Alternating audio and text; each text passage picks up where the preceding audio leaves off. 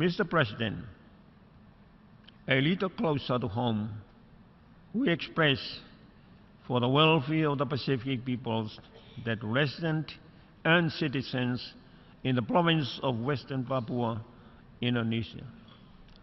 Last year, on this same podium, I stood here and spoke about human rights abuses taking place in Indonesia-ruled West Papua.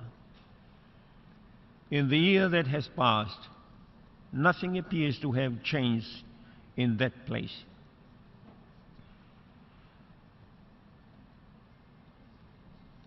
I use the word appears intentionally because now we still have no way of knowing exactly what is going on in there. Probably something is definitely wrong. Nearly half a century ago, when I was a young man anymore, I had learned, as many others in the region had done, that a wrong was done to the West Papuans. I'm not a young man.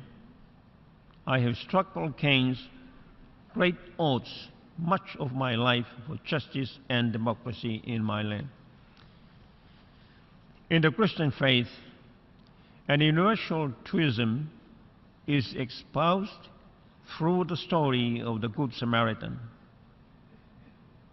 After seeing a badly injured man stripped of his clothing, who was a victim of a robbery, lying in the sun by the road, without reservation or hesitation or consideration to religious or cultural restriction or biasness, this Samaritan's first reaction was to help the man from his suffering, to clothe him and to nurse him to health.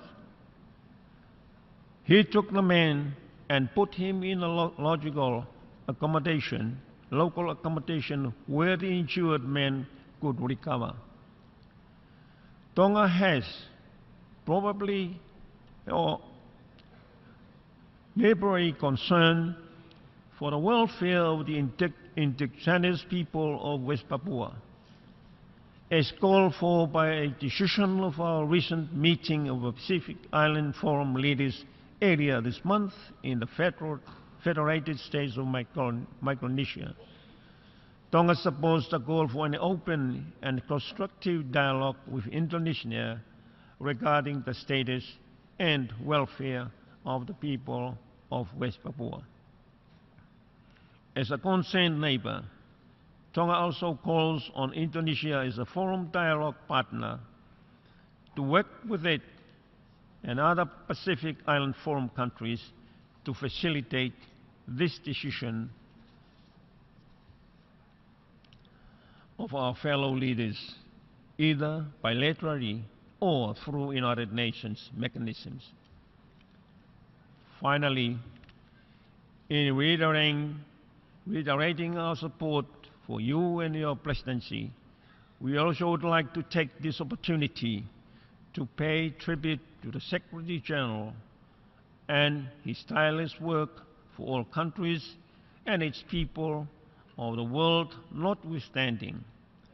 His specific initiatives, sensitivities, also to the interests of small island developing states like my own, will surely make the presence missed in the august institution.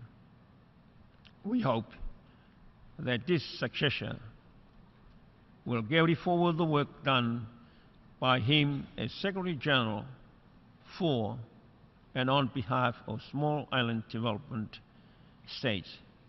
We wish him well in his future endeavors. Thank you, Mr. President.